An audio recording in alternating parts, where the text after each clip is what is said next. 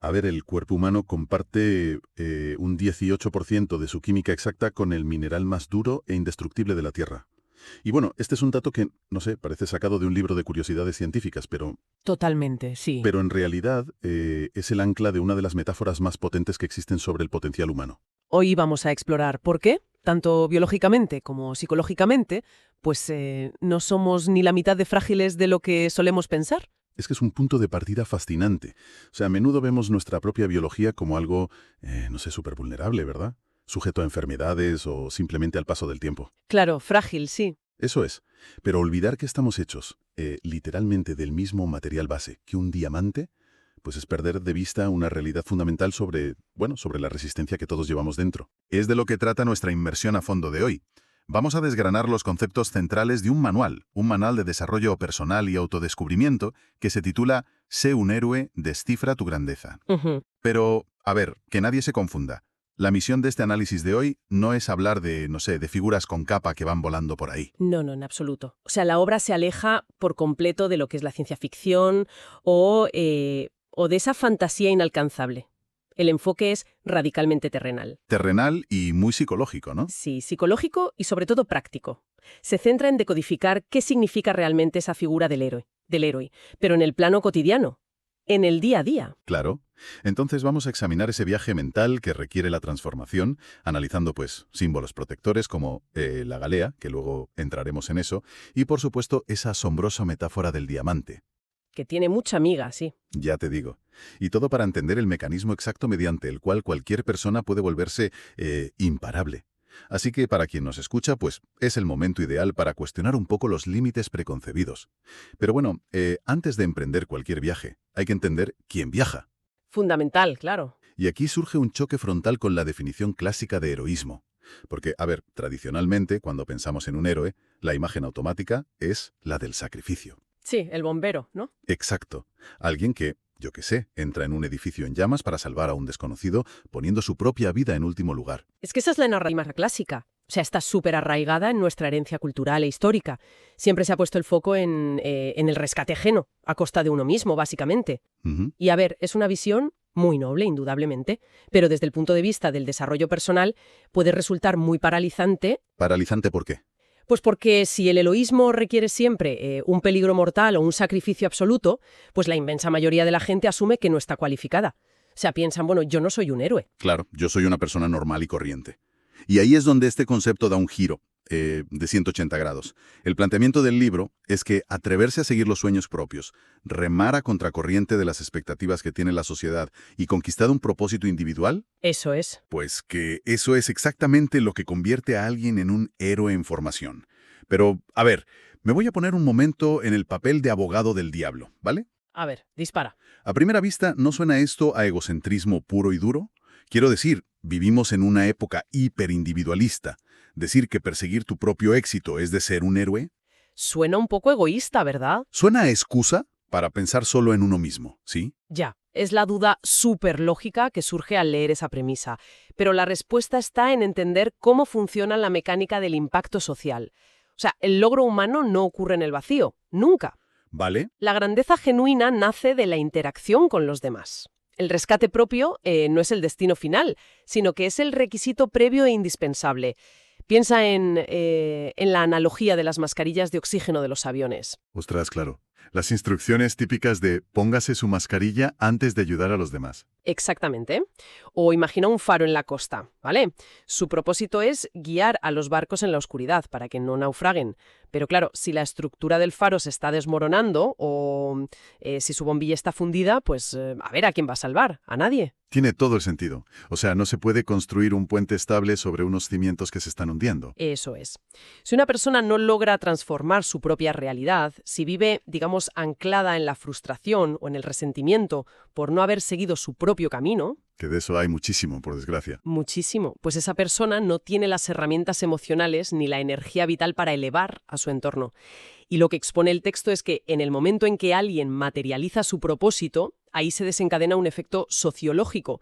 El éxito personal enciende una chispa en la comunidad. O sea, es como si ver a alguien romper sus propias barreras le diera permiso implícito a los demás para hacer lo mismo, ¿no? Totalmente. Es como, si él puede, yo también. Fíjate que hay una cita del abolicionista Robert Ingersoll en el material que encaja, vamos, a la perfección con esta idea. Dice, nos elevamos al levantar a los demás. O sea, no se trata de acumular trofeos, sino de que esa propia realización actúe como un catalizador para que el entorno despierte. Ese es el núcleo absoluto de la cuestión. La redención del espíritu ajeno comienza siempre con la victoria propia. Quien se atreve a dar ese primer paso hacia lo desconocido, lo que hace es iluminar un sendero que antes estaba completamente a oscuras para el resto. Qué bueno. Vale, entonces, estableciendo que este rescate propio es necesario, pues la pregunta obvia ahora es, ¿cuál es el mecanismo? ¿Cómo se pasa de esa vida ordinaria a convertirse en ese catalizador? Pues la respuesta se articula en lo que el manual denomina el código BE0. Que viene del inglés de sé un héroe, claro. Exacto. Y no es otra cosa que seguir un mapa hacia la grandeza que está estructurado en 12 fases cíclicas. Y estas fases, ojo, beben directamente del famoso viaje del héroe del mitólogo Joseph Campbell. Hombre, Campbell es un clásico. Él estudió los mitos y las religiones de todo el mundo y descubrió que había como un patrón subyacente. Un monomito, sí, que se repite en todas las culturas. Y lo brillante de aplicar esto al desarrollo personal es que te da una especie de arquitectura predecible para todo el caos emocional que supone cambiar de vida. Pues vamos a profundizar en esas fases porque no son un simple índice, ¿eh? Tienen mucha chicha. El paso cero, por ejemplo, es el estado actual, o sea, el mundo ordinario. Pero, y esto me parece clave, no hay que imaginarlo como un lugar de paz y armonía. Muchas veces ese mundo ordinario es, yo qué sé, un trabajo de oficina que te apaga lentamente, una rutina que te asfixia. Es cómodo porque es predecible, pero te está matando por dentro. Literalmente. Y por eso, de repente, llega el llamado a la aventura. Algo irrumpe en esa rutina. A ver, puede ser un despido, una crisis de salud, o simplemente una epifanía mientras estás en un atasco a las 8 de la mañana. Qué agobio, sí. Sí. Es una señal ineludible de que algo debe cambiar. Pero claro, la psicología humana está diseñada para buscar la seguridad. Así que nuestro instinto inmediato casi siempre es rechazar esa llamada por puro miedo a lo desconocido. Hasta que aparece la fase de la asistencia, el famoso mentor. Y creo que es vital destacar que nadie hace este trayecto completamente solo, ¿eh? Nunca. Siempre hay un empujón externo. Claro, puede ser un amigo, un libro que te cae en las manos, o una figura de autoridad que te da el valor para la partida, que es la siguiente fase. Y ahí es cuando se cruza el umbral. Dejas ese mundo seguro y entras en lo que podríamos llamar el bosque oscuro. Y ese cruce del umbral marca el punto de no retorno. A partir de ahí entramos en la fase de pruebas. Surgen pues los primeros obstáculos reales, los aliados, los enemigos, pero todo esto es solo un calentamiento para el paso 5, que es, de los más determinantes. Enfrentar al dragón. Ese mismo. Y aquí quiero hacer una pausa. Porque claro, cuando oímos dragón, nos imaginamos pues a un jefe tiránico, a un competidor agresivo en el mercado, o no sé, a una suegra terrible. Ya, a un factor externo. Exacto. Pero la definición específica que da el texto es que el dragón es el peor miedo de uno mismo. O sea, es una bestia completamente interna. Sí, a ver, en la mitología clásica, el dragón siempre custodia un tesoro en lo más profundo de una cueva. Si trasladamos esto a nuestra psicología, la cueva en la que más miedo nos da entrar es precisamente la que guarda el tesoro que necesitamos. ¡Qué gran metáfora! O sea, ese dragón hoy en día toma muchísimas formas. Puede ser el síndrome del impostor, el miedo paralizante al fracaso o incluso, fíjate, el miedo al éxito, al no ser capaz de sostener lo que consigas. Yo me atrevería a decir que el dragón es esa voz fría y racional en la cabeza que te enumera, pero con todo lujo de detalles, por qué vas a fracasar estrepitosamente. Tal cual, te hace la lista completa. Claro.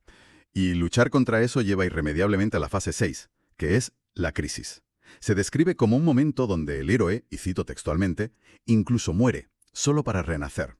Y, a ver, tengo que admitir que usar la palabra muerte suena un poco dramático, ¿no? Un poco de película, sí. ¿Qué implica exactamente esta muerte metafórica en el día a día de una persona normal? Pues implica la destrucción absoluta de la identidad anterior. A ver, es un proceso súper doloroso, pero es mecánicamente necesario. O sea, la persona que era un empleado sumiso no puede ser la misma que funda una startup arriesgada. Lógico. Quien vivía complaciendo a todo el mundo no puede ser quien defienda ahora una visión impopular.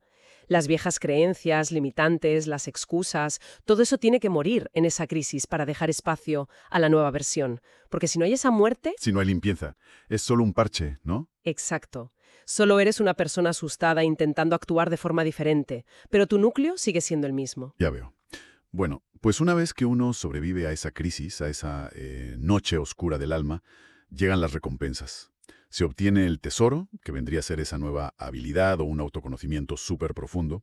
Se ven los resultados, los miedos quedan ahí derrotados y se emprende el regreso. Pero ojo, el regreso no es volver a la casilla de salida. Claro, no vuelves a ser el de antes. En absoluto. Retornas al mundo ordinario, sí, pero tus ojos han cambiado. Ya no toleras lo que aguantabas en el paso cero. Y ahí comienzas una nueva vida, con una resolución, integrando todo lo que has aprendido. Y así es como llegamos al paso 12, el cierre de este círculo, que se llama simplemente compartir. Y oye, me parece la piedra angular de absolutamente toda esta filosofía, porque el viaje no termina cuando consigues el tesoro, ni cuando montas la empresa, ni cuando logras la paz mental. ¿Qué va? Termina cuando devuelves ese conocimiento a la comunidad. Y esto es la resolución del falso dilema sobre el egocentrismo del que hablábamos al principio. Ah, claro, ahí encaja todo. Si una persona desciende a la cueva, derrota sus miedos, obtiene un conocimiento transformador y luego coge y se aísla en una montaña para disfrutarlo él solo. Pues ha fracasado en el viaje del héroe. Exactamente. Ha fracasado. Literalmente se convertiría en el nuevo dragón que acumula oro en la cueva, ¿sabes? ¡Ostras, qué buena analogía! Es verdad. Es que es una perspectiva súper reveladora. Pero claro, caminar por todas estas fases enfrentando crisis de identidad, dragones internos y demás, requiere algún tipo de defensa. O sea, nadie entra a la cueva del dragón en camiseta de manga corta. Desde luego que no. Y esto conecta de forma muy orgánica con la necesidad de una armadura psicológica, un sistema de protección frente a la vulnerabilidad que supone todo este proceso. Y aquí es donde entramos de llena en el poder de los símbolos. A lo largo de la historia, los símbolos han sido herramientas críticas para nuestra supervivencia psicológica. O sea, evocan respuestas emocionales inmediatas porque operan en los niveles subconscientes de la mente. Se saltan la parte racional, ¿no? Eso es, eluden el pensamiento crítico que tantas veces nos boicotea. Es fascinante cómo se aplica esto a través del emblema de la iniciativa esta Be a to Hero. Hay un detalle etimológico en los documentos que me pareció, brillante. La palabra logo, que hoy usamos para, marcas de zapatillas o de refrescos, Sí, los logos de toda la vida. pues proviene en realidad del griego logos, que significa razón o palabra. Y por eso, el símbolo que han elegido para este viaje no es una figura abstracta cualquiera, sino una galea. La galea, sí, que era el casco tradicional que llevaban los guerreros griegos y romanos. Y la elección de proteger específicamente la cabeza, y por tanto la mente y el logos, o sea, la razón, encierra un mensaje muy claro sobre dónde se están librando las verdaderas batallas de nuestro desarrollo personal. Todo está en la cabeza. Y fíjate que aquí viene un punto donde, leyendo el material, realmente sentí la necesidad de cuestionar un poco el planteamiento. A ver, Porque se especifica que el propósito de esta galea, de este casco, es protegerte, confundir a tu enemigo y ocultar tus debilidades. Y claro, cuando leí lo de ocultar debilidades, se me encendieron todas las alarmas. ¿te chirrió un poco? Me chirrió muchísimo. Porque en una era donde se predica tanto la vulnerabilidad, la autenticidad, mostrarse como uno es, ¿no fomenta esto una especie de cultura del postureo? ¿No es fingir que tienes todo bajo control cuando por dentro te estás desmoronando? Entiendo perfectamente la objeción, ¿eh? Y es súper importante aclararlo. Porque hay una línea muy fina entre el postureo vacío y lo que podríamos llamar una incubación estratégica. A ver, explícame eso de la incubación. Pues que ocultar las debilidades durante el viaje del héroe no tiene un fin de engaño narcisista. O sea, es una medida de pura supervivencia psicológica. Imagina que alguien se rompe una pierna. Vale. El médico le pone una escayola. Esa escayola es dura, es rígida y de hecho oculta la fragilidad del hueso que está roto. Pero no te pones la escayola para engañar al mundo fingiendo que tu pierna es de hierro, ¿verdad? Claro, te la pones para curarte. Exacto. Se pone para crear un entorno aislado y seguro donde ese hueso pueda soldarse sin que haya interferencias externas. Me encanta esa analogía. O sea, es una escayola psicológica. Te protege de los golpes externos mientras todo tu trabajo interno está ahí en marcha. Eso es. El enemigo al que la galea debe confundir no siempre es la competencia o alguien externo. Muchísimas veces es la crítica destructiva de tu propio entorno, los comentarios de quienes dudan de tus capacidades. Y cuando estás formándote, que estás en pañales, por así decirlo, eres extremadamente vulnerable a cualquier comentario. Muy vulnerable. El casco, el escudo, te permite mantener pues la razón y la cordura a salvo hasta que tu nueva identidad por fin cristalice. Qué interesante, además, este emblema viene acompañado de un lema en latín, Erit Eros, que significa sé un héroe. Es como un recordatorio constante, un amuleto. Pero claro, si seguimos con la analogía tuya de la pierna rota, uno no puede ir con la escayola puesta toda la vida. No, porque el músculo se atrofia. Efectivamente, se atrofia si no lo expones. Entonces, ¿cómo sabe el individuo cuándo es el momento exacto de quitarse el casco? ¿Cuál es ese mecanismo de graduación? Pues el momento de despojarse de la armadura ocurre cuando la validación interna finalmente supera al ruido externo. Cuando ya estás seguro de ti mismo. Eso es. Te quitas la gálea cuando te das cuenta de que la presión del viaje ya no te agrieta, sino que te ha solidificado. Cuando tu sentido del propósito es tan inquebrantable que las críticas o los reverses te rebotan sin necesidad de llevar escudos. Y ese mecanismo de solidificación es exactamente lo que da paso a la evolución final. Al paso de ser un héroe en formación, que es el que necesita el casco y la escayola, al héroe del diamante, que es ya indestructible por naturaleza. Y, madre mía, aquí cerramos el círculo volviendo a la biología del principio. Al 18%. Al famoso 18% del carbono, sí. Literalmente, la vida en la Tierra no existiría sin el carbono. Es la base de nuestro ADN, de nuestras células, y curiosamente, también es el único componente de un diamante. O sea, es una maravilla poética de la naturaleza. Nos proporciona un marco perfecto para entender la resiliencia. Materialmente, el ser humano ya contiene el potencial exacto de la sustancia natural más dura que conocemos. No tenemos que ir a buscarlo a ningún lado. Exacto, no hay que buscar el material fuera. El potencial ya reside en nuestra propia estructura. Pero claro, tener carbono en el cuerpo no te convierte automáticamente en un diamante. Un trozo de carbón para la barbacoa y un diamante brillante tienen exactamente la misma composición química, pero unas vidas muy, muy diferentes. Muy diferentes, sí. Y la diferencia entre los dos radica en las condiciones a las que han estado sometidos. Para que el carbono se convierta en diamante se requiere una trinidad innegociable: calor extremo, presión extrema y un tiempo inimaginable. Y la traducción de esos elementos geológicos a la experiencia humana es que es profundamente reveladora.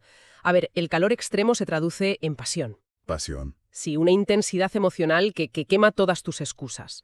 La presión extrema es la tenacidad, o sea, esa capacidad de soportar el peso constante de los fracasos, de los rechazos, de la fricción diaria y hacerlo sin rendirte. Y el tiempo me imagino que es la paciencia, ¿no? Naturalmente.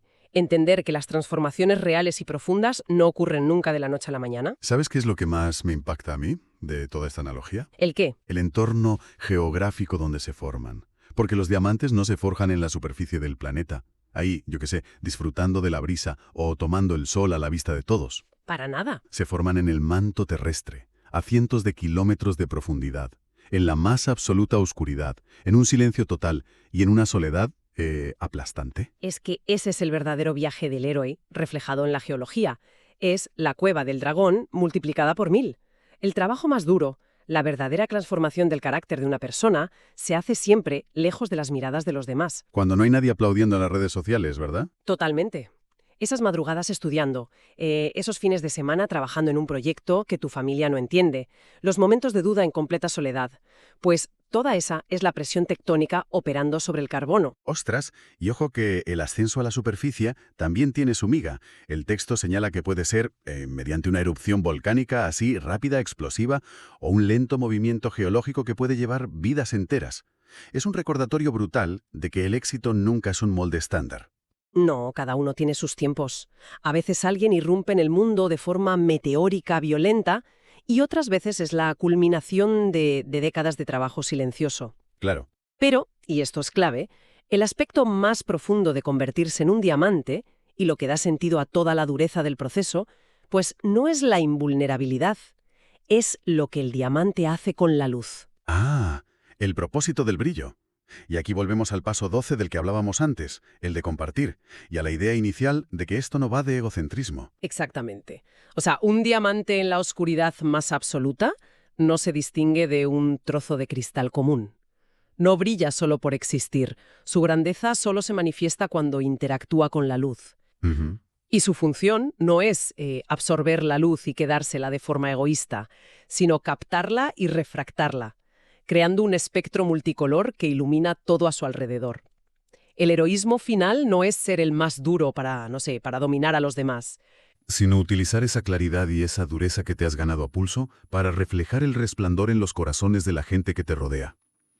Qué dicotomía tan maravillosa, de verdad. Es precioso. Se soporta la transformación más dura, violenta y solitaria bajo tierra, para terminar realizando el acto más público, más generoso y luminoso posible, que es reflejar la luz en los demás. La obra de hecho lo remata con una frase que suena o eco de grandes discursos históricos. Dice, lo que hacemos en la vida por los demás resuena en la eternidad. Porque el legado de alguien que ha completado este proceso, pues no es su éxito material, su cuenta bancaria. Es la evidencia de que el camino es posible. Su simple existencia se convierte en el permiso implícito para que el siguiente grupo de personas comience su propio viaje. ¿Qué recorrido más espectacular hemos hecho hoy? Hemos desmontado el mito de que buscar la propia grandeza es un acto egoísta, entendiendo que es el prerequisito para iluminar a otros. Hemos recorrido las trincheras de las 12 fases del viaje de Campbell, comprendiendo la necesidad vital de enfrentar a nuestro dragón y, bueno, de dejar morir nuestra vieja identidad en la crisis. Ha sido un viaje intenso, sí. Y tanto. Hemos aprendido a valorar la galea, esa escayola psicológica que nos protege mientras nos incubamos. Y finalmente, hemos descendido a las profundidades para ver cómo el calor, la presión y el tiempo transforman nuestra biología base en un diamante que refracta la luz. Es que es un mapa de ruta excepcionalmente completo. Va desde el impulso más íntimo y más primitivo de querer cambiar algo hasta la construcción del legado más altruista que te puedas imaginar. Pues mira, para poner el broche final, el material recoge una frase del orador motivacional Les Brown que encapsula todo esto de una manera súper directa. Dice, la vida no tiene límites excepto los que tú mismo te impones. Una afirmación que, cuando se comprende profundamente, la verdad es que resulta tan aterradora como liberadora. Aterradora, ¿verdad? Sí, porque significa que el mayor obstáculo no es el mundo, no es el gobierno ni la economía, sino el techo mental que uno mismo se ha construido. Totalmente de acuerdo. Y basándonos en todo lo que hemos analizado hoy, me resulta interesante dejar una última idea flotando en el aire para quien nos escucha. A ver. Con mucha frecuencia percibimos la presión extrema en el entorno laboral, las crisis personales, esos miedos que nos paralizan, y la fricción del día a día como fuerzas puramente destructivas, como tragedias que simplemente vienen a rompernos en pedazos. Sí, es la visión habitual. Pero a la luz de la geología y de la psicología humana que hemos cruzado hoy en este análisis, cabe plantearse una pregunta diferente. ¿Qué pasaría si esas presiones insoportables que nos generan tanta angustia no fueran un castigo ni una amenaza? Y si en realidad son exactamente el calor volcánico y la presión tectónica necesarios que están empujando lentamente un nuevo diamante hacia la superficie. Por lo tanto, cuando uno se encuentra en medio del caos, soportando ese peso aplastante en la oscuridad, pues igual vale la pena recordar que tal vez no está siendo destruido. Tal vez simplemente está siendo forjado.